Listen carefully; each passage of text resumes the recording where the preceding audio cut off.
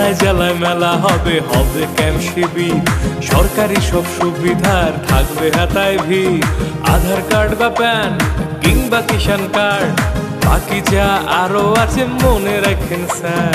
সব সুবিধা দিতে এখন হাতের কাছে প্রশাসন, সফল হবে হবে প্রতি ঘরে সুশাসন, সফল হবে হবে প্রতি ঘরে সুশাসন।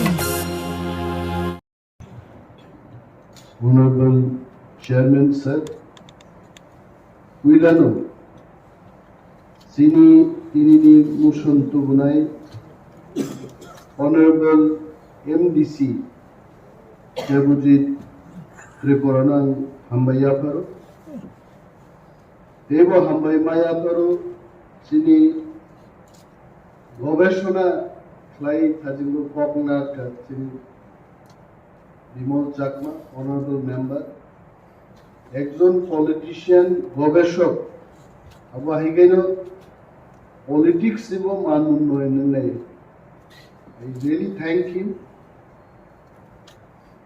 কক সঙ্গর বাংলা জানি ককে মজে কন্টেন্ট ওর পড়ি নেই মানে ও খুব সাদা মাথা একটা ইংরেজি ভাই।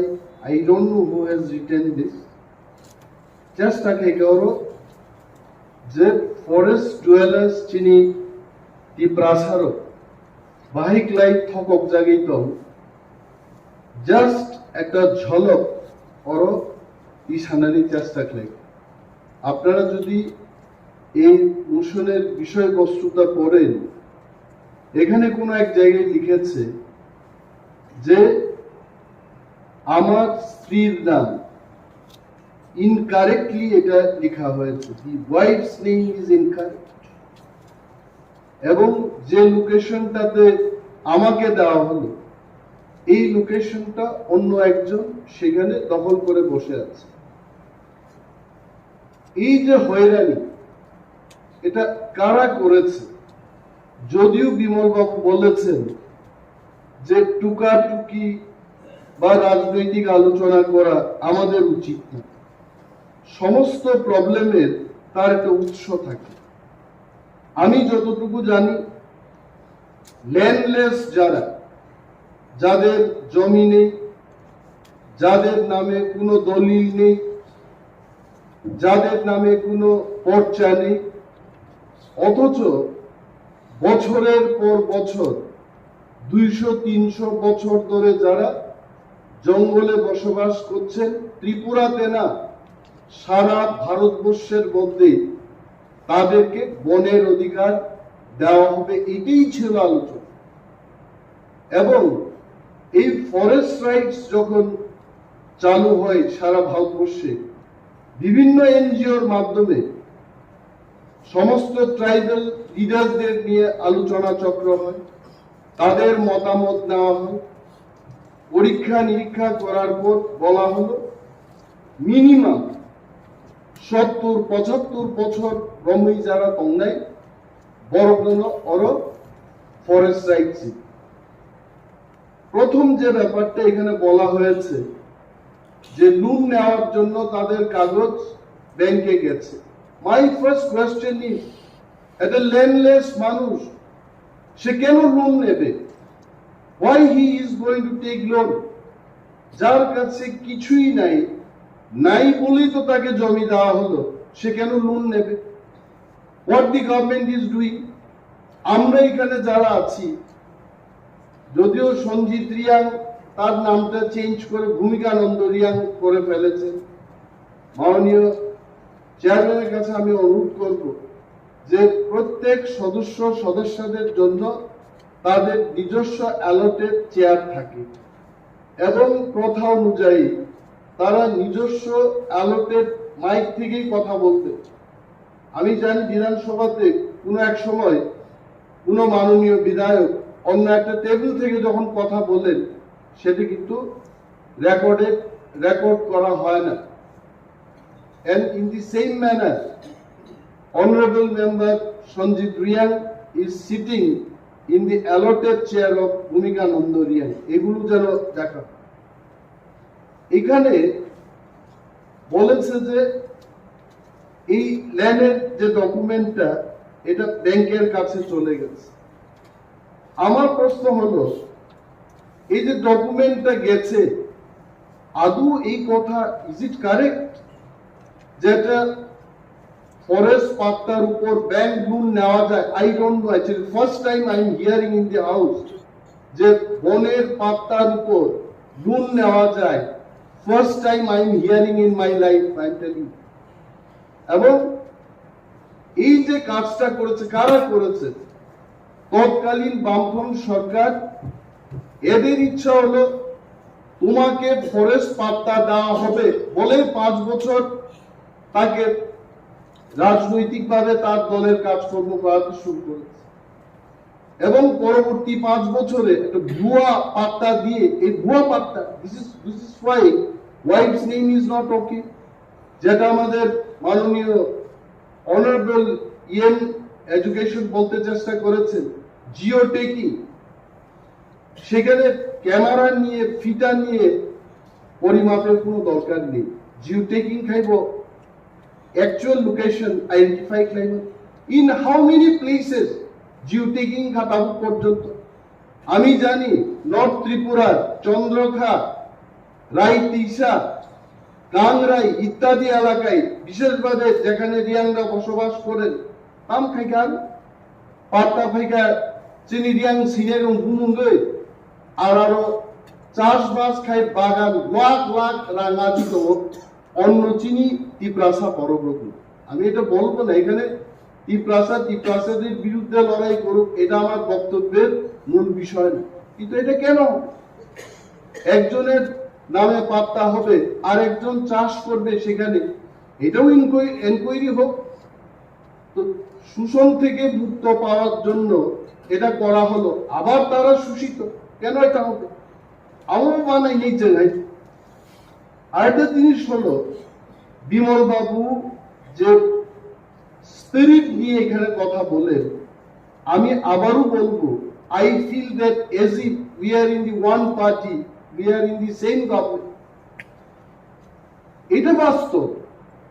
বিজেপি, ত্রিপুরা, সিপিএম দলীয়ভাবে সে তার দলের কথা বলবে, এটাই ডেমোক্রেসির প্রথা। কিন্তু একটা সরকার আর একটা সরকারকে সাহায্য করা, এটাও তো একটা প্রথা।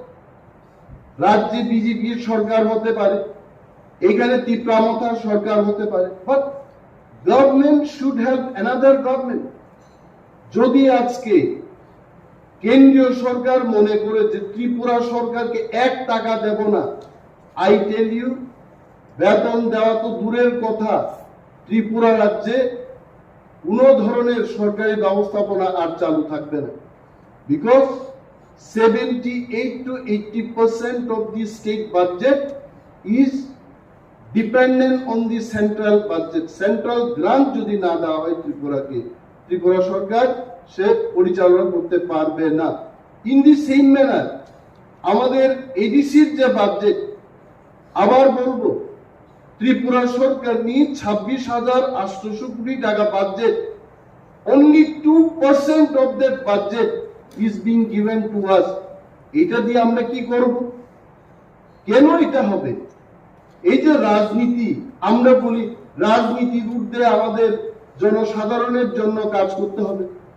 সরকারে বসে যদি মন্ত্রীও রাজনীতি করে সরকারের টেবিলে বসে, তাহলে জনগণের কি উপকার হবে? আমি চ্যালেঞ্জ ছুড়েই বলছি, বিমল বাবু একদিন আমাকে 3টা না 5টা অ্যাপ্লিকেশন দিয়েছে যে কেউ বাড়ি ঘর পুড়ে গেছে আগুনে, বলছে যে অনিমেষ বাবু, যেহেতু ট্রাইবাল ওয়েলফেয়ার দপ্তর আপনার কাছে, আপনি একটু সাহায্য করুন।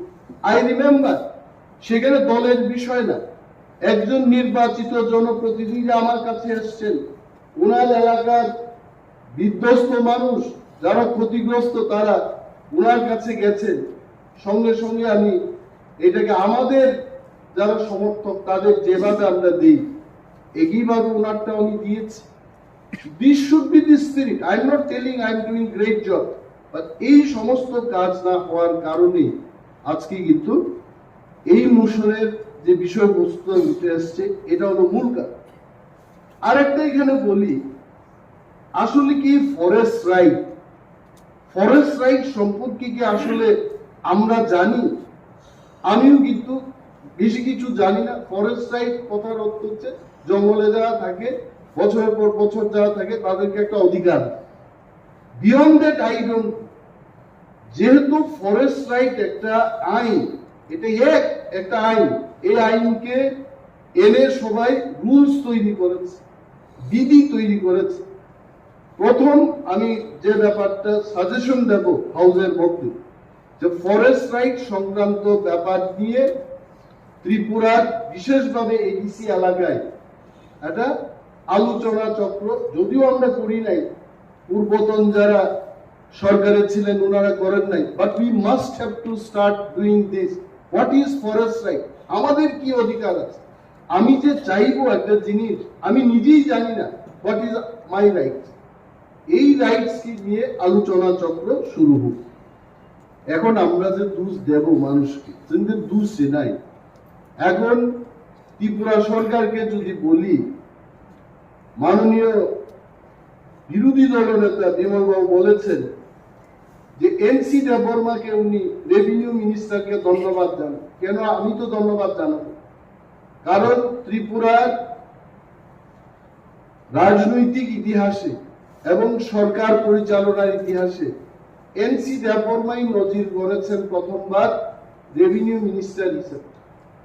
আগে প্রত্যেকটি ল্যান্ড অ্যালটমেন্ট কমিটিতে সাব ডিভিশনাল লেভেলে জনপ্রতিনিধিদের রাখা হতো এবং জনপ্রতিনিধিরাই শেষ কথা ল্যান্ড অ্যালটমেন্ট কমিটিতে। এবং এনসি বাবু রাজস্ব মন্ত্রী হওয়ার পর কোন জনপ্রতিনিধিকে ল্যান্ড অ্যালটমেন্ট কমিটিতে রাখা হয় না। এটা কি জনস্বার্থে না জনবিরোধী? আমি কেন ধন্যবাদ জানাবো নাকি? দ্বিতীয়ত, আপনি বলেছেন যে 3টা দপ্তর এই বিষয়টা তারা সমাধান করতে পারে, রেভিনিউ, ফরেস্ট এবং ট্রাইবাল ওয়েলফেয়ার। আরে রেভিনিউ তো বুকুং বাড়ার হাতে, ফরেস্ট তো বুকুং বাড়ার হাতে। বুকুং নাই বললেই চলে, বাড়া কইলে কিছুটাও থাকে। সব তো বুকুং বাড়ার হাতে, ট্রাইবাল ওয়েলফেয়ার বুকুং বাড়ার হাতে। 3 বুকুং বাড়া বইই যে সমাধান করতে পারছে না, আমরা শুধু চিৎকার দিই। আসলে এটার জন্য দরকার পলিটিক্যাল উইল, এবং যে ব্যক্তিরা সেখানে বসেছেন তারা তাদের সদিচ্ছার উপর নির্ভর করবে এটা হবে কিনা। যেমন শিক্ষা দপ্তরের কথা বলি, রতন বাবুর আগে যারা ছিলেন তারা রুটিন বারবার পরিবর্তন করত না। রতনলাল নাথ যখন শিক্ষামন্ত্রী হলেন, সকালের রুটিন বিকেলে চেঞ্জ হয়, কিন্তু আগে হতো না। তাহলে শিক্ষামন্ত্রী সেই চেয়ারটা না, ব্যক্তিটার উপর নির্ভর করে। তো আমি বলবো যে এই যে ল্যান্ড অ্যালটমেন্ট কমিটি, এগুলো কিন্তু আমাদের দুর্ভাগ্যের। এবং আরো একটা জিনিস হলো, এখানে সঞ্জয় বাবু আছেন, আমাদের স্বপ্না রানী দাস আছেন। যদি আমাদের এডিসি কে পূর্ণাঙ্গ রাজ্য করা হয়, আমার দৃঢ় বিশ্বাস উনারাও আমাদের সাথে আছে এবং থাকবে। তাহলে ওনাদের সামনে এটা বলাই শ্রেয় যে ত্রিপুরা রাজ্যে 3 ভাগের 2 ভাগ হচ্ছে এডিসি।